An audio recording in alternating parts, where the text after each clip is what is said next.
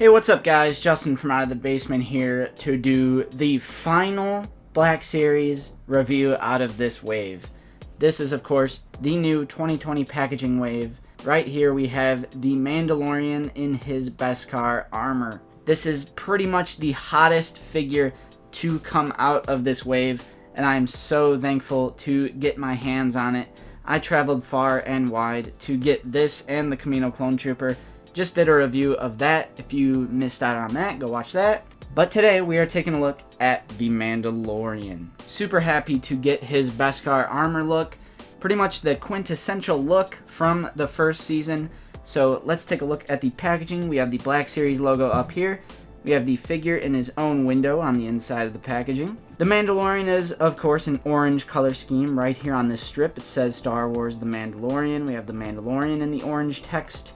On the side, we have that profile image of the Mandalorian. Here is the Stormtrooper box, and you can see that it continues the character and the artwork from the previous box. Of course, we have 1 and 2 now, so pretty neat that that adds up like that. On the side, that orange brownish strip continues at the front. Black Series logo down here, side window packaging. Number 1 from Star Wars The Mandalorian. And up here we have that same image of the Mandalorian right there. Black Series logo up here, Mandalorian in the orangish text. And of course we have that classic Black Series read-up.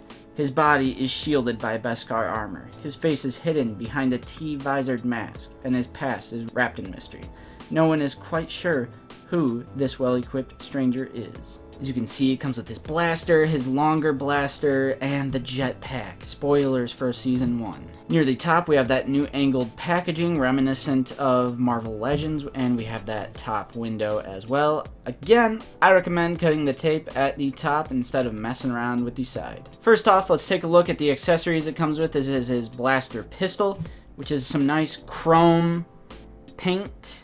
Some really nice sculpt work and a little bit of brown paint down there as well. We've had these weapons before. Pretty simple, but at least there is brown for the handle and some nice chrome paint instead of the unpainted plastic.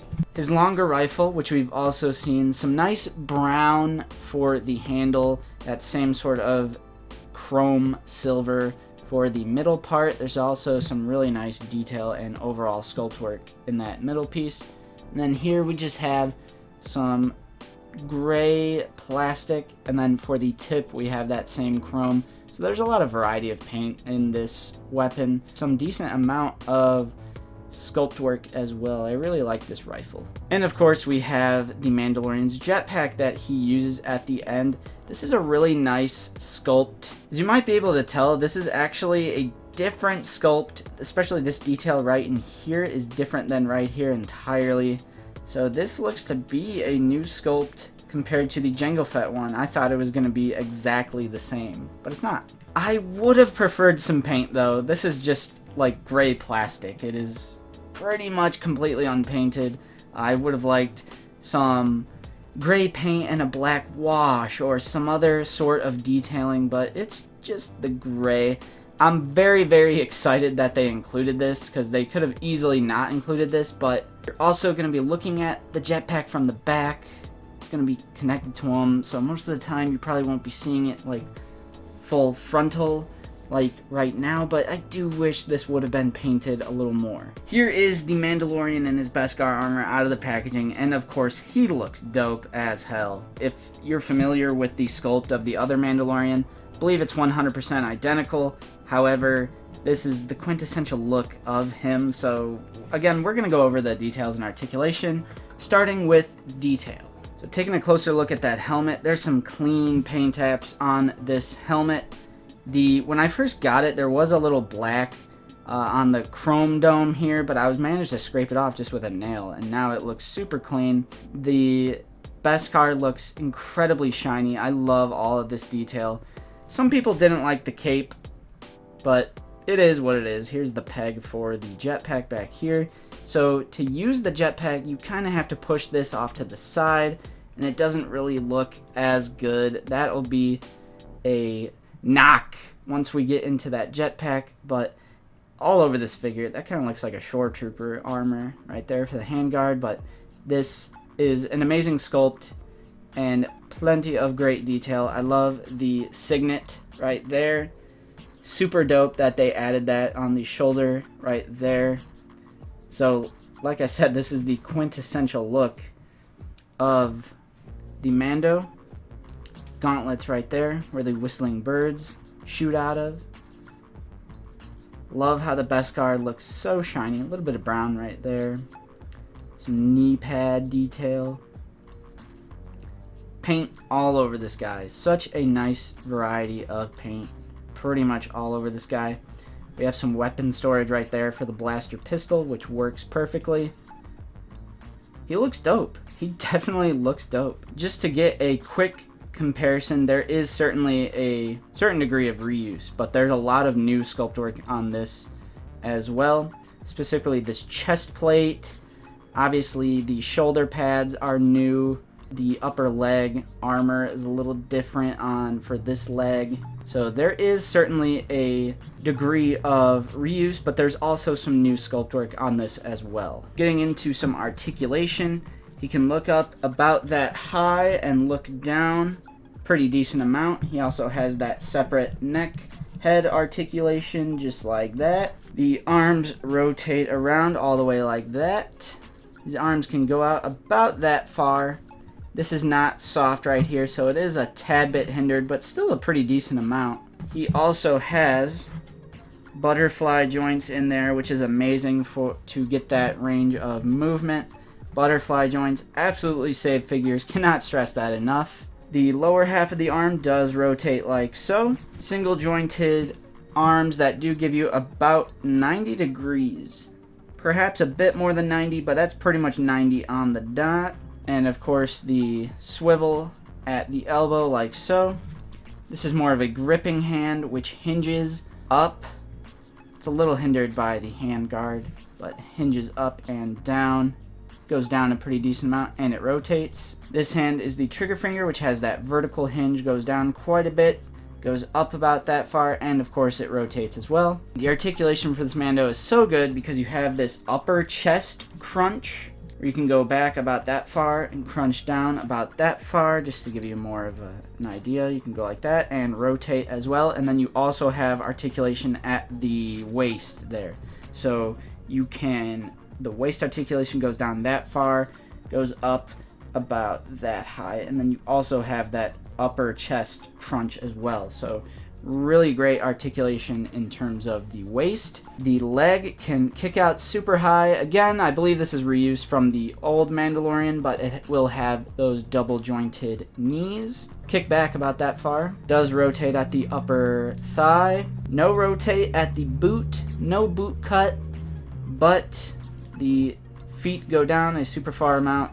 They go up that far, and of course you got that nice ankle pivot. And guys, I totally found something to knock on the new one in terms of this one. This one has Gauntlet Swivel, like so, which is super awesome. That lower arm swivel, which is pretty much his armor, does have that rotation. This new one does not have that at all. So that's a knock on this one. I don't know why they wouldn't do that. I mean, I guess maybe they had to do a new mold or something, trying to cut costs. But yeah, I wish we could have had that Gauntlet Swivel. The head does come off. You see that it's on a little separate ball joint there.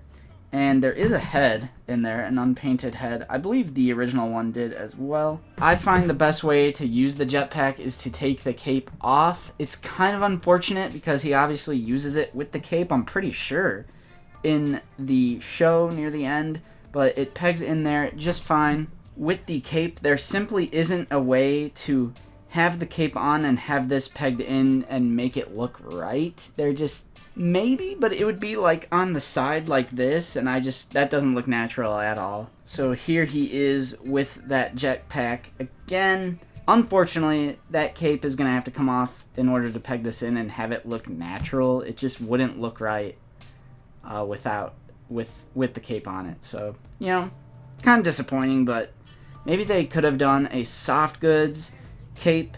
I know it's pretty easily to replace this. By the way, here's the detail of the cape. I forgot to really show that off. I think it's just one solid color, but there's a lot of good wrinkle work on there. Nice sculpt. But if you can get like a nice custom cloth cape, you might be able to use that with the jetpack a little more naturally. So kind of a knock on this, because I would have liked to use the jetpack with the cape like I'm pretty sure he does in the show. Let me know if I'm wrong about that. Oh, there's also peg holes with the little jetpack repulsors, so you can put in little flame pieces from the Iron Man figures or whatever, so that's pretty cool. So with those butterfly joints, you can still get him in a pretty natural gunslinging pose. The weapon storage looks just great. You slide that right in, and then you peg that in like so. Again, with those butterfly joints, you can really get him to look down the sights and hold that gun really nicely with the longer blaster. Those butterfly joints really help. Of course, it's the same on the other iterations of the Mando with those butterfly joints, so it's really nice that they continued them because I love butterfly joints. Awesome. Let's do some comparisons. Alright, here he is next to the regular Mandalorian, the carbonized Mandalorian, the heavy infantry Mandalorian, aka Paz Vizsla. He's also kind of hunched over, so keep that in mind. And he has those blast effects coming out of his jetpack. We have Cara Dune, IG-11, some troopers from the Mandalorian, such as the Imperial Stormtrooper here. This is the new one from the Mandalorian and Rogue One and everything else in Star Wars. If you haven't seen that review, check that out. A Death Trooper, which I really like the height comparison to the Death Trooper. And, of course, the comparison that everyone would want to see, the Child. Alright, overall thoughts. This is a banger. Of course, it's almost the same exact mold as the previous iterations of the Mandalorian. I will give it one knock on the gauntlet rotation. I thought maybe it was just stuck or something, but I really cannot rotate those gauntlets, so that is going to be a knock in the articulation department. However, there's so much added detail, such as the signet on the shoulder guard. The weapons have good paint on them. He can hold his weapons very easily. He can aim down the sights of his weapons very easily.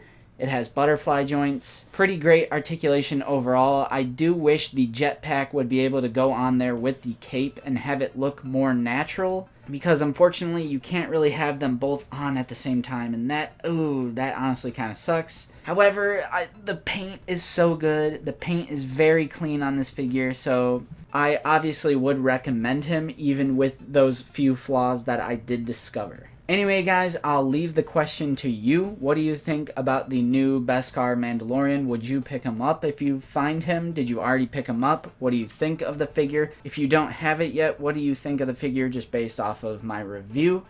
Anything and everything, whatever you guys are feeling, let me know in the comments down below. Again, my name is Justin. I'm from Out of the Basement, and we will see you guys in the next video.